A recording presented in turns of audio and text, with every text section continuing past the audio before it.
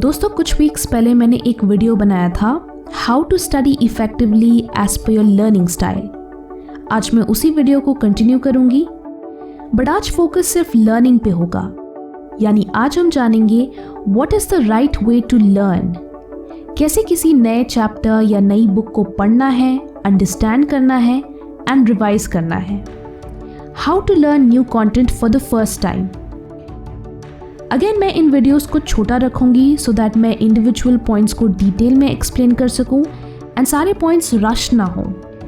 So let's start with the points.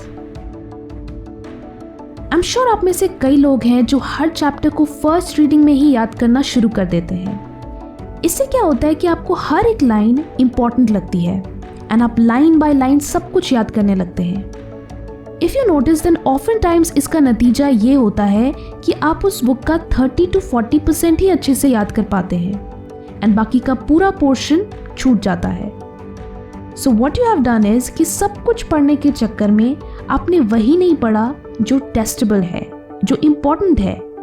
सो पहले important portion से शुरू करो।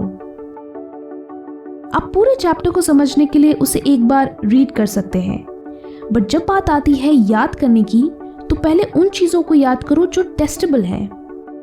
हर चैप्टर की प्रीवियस ईयर क्वेश्चंस देखो एंड सबसे पहले उन आंसर्स को याद करो। टीचर ने जो चीज़ें इंपॉर्टेंट मार्क की है एंड आपको जो चीज़ें इंपॉर्टेंट लगे उन्हें याद करो।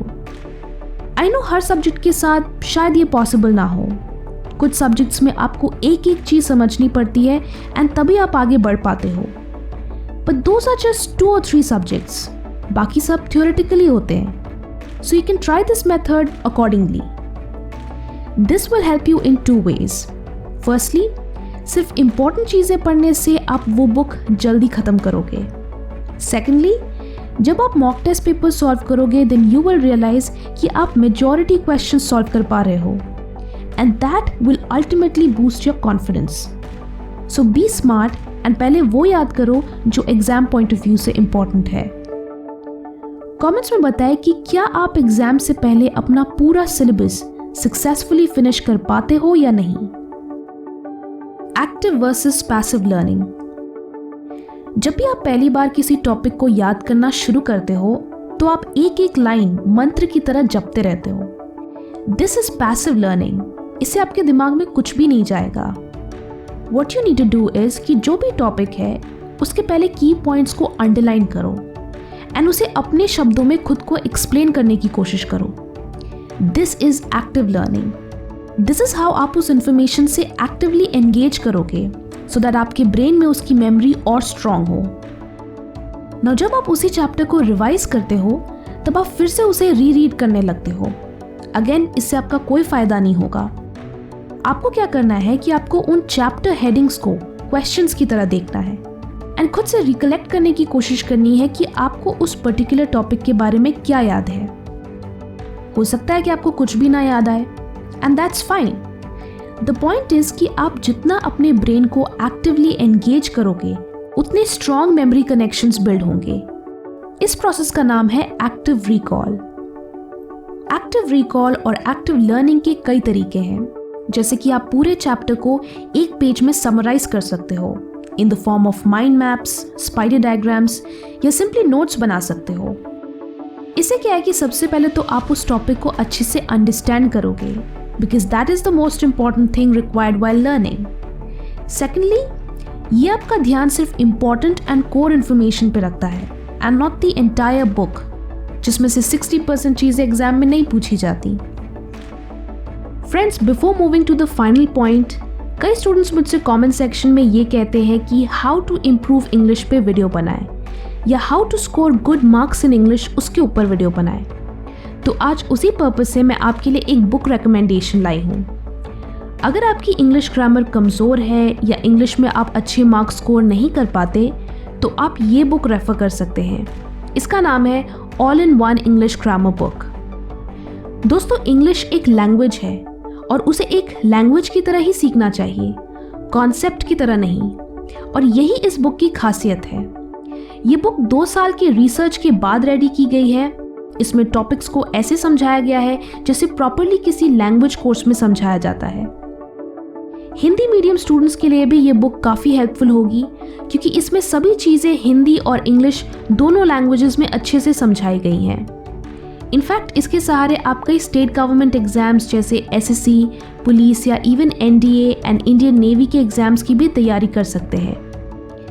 ये 2021 बोर्ड एग्जाम्स के लेटेस्ट पैटर्न को ध्यान में रखते हुए हर पॉसिबल क्वेश्चन टाइप को कवर करता है उनके आंसर्स के साथ। तो अगर आप मिड टर्म, प्री बोर्ड्स या गवर्नमेंट एग्जाम की तैयारी करना चाहते हैं तो इस बुक से आपकी तैयारी बहुत अच्छी होगी। इस बुक से आपको एक बड़ा एडवांटेज मिलेगा। सो डिस्क्रिप्शन में दिए गए लिंक से इसे परचेज करें और अपनी इंग्लिश ग्रामर इंप्रूव करें। और finally the last point is space repetition. This is something जो मैंने पहले भी कवर किया है, but because this video is all about learning, so मैं चाहूंगी कि सारे पॉइंट्स इस वीडियो में भी मेंशन हो। अक्सर स्टूडेंट्स लर्निंग पे ज्यादा फोकस करते हैं, रिविजन पे नहीं, and this is the major reason क्यों उनकी परफॉर्मेंस एग्जाम में अच्छी नहीं होती। यू थिंक कि रिविजन टाइम कंज्यूमिंग है, बोरिंग है, एंड सो आप रिविजन स्किप कर देते हो एंड एंड मोमेंट तक न्यू इन्फॉर्मेशन याद करते रहते हो। बट विथ टाइम हमारा ब्रेन किसी भी इंफॉर्मेशन को हाई रेट से भूलता है, एंड ये साइंटिफिकली प्रूवन है through the forgetting curve. As you can see इस ग्राफ के मुताबिक 1 घंटे के बाद आपको सिर्फ 44% इंफॉर्मेशन याद रहती है एंड 1 महीने बाद 21%। So you can see that with in a span of 1 month आप ऑलमोस्ट 80% इंफॉर्मेशन भूल जाते हो। So you can imagine exam की डेट तक आपको कितनी इंफॉर्मेशन याद रहेगी। बट इस प्रोसेस को स्लो डाउन किया जा सकता है अगर आप उस मटेरियल को कुछ दिनों के इंटरवल्स में रिवाइज करें या एक्टिवली रिकॉल करें। इससे आपको वो इंफॉर्मेशन लंबे समय तक याद रहती है। इसके अलावा स्पेस आउट योर रिविजन्स, यानी आपको अपने रिविजन्स के बीच का गैप धीरे धीरे बढ़ाना है। स्पेस रेपिटेशन का पर्पस ये है कि गैप की वजह से आप उस इंफॉर्मेशन को भूल जाए, जिससे उस डेटा को रिकॉल करने के लिए आपको ज़्यादा से ज़्यादा ब्रेन पावर यूज़ करनी पड़े। इससे स्ट्रॉन्गर मेमोरी कनेक्शंस बिल्ड होंगे एंड आप उस इंफॉर्मेशन को 100% एक्यूरेसी के साथ याद रखेंगे। सो अगर आप चाहते हैं कि आपकी महीनों की मेहनत ज़ाया ना हो, तो आप अपने स्टडी सेशंस में सिर्फ 1 घंटा रिविजन को दें।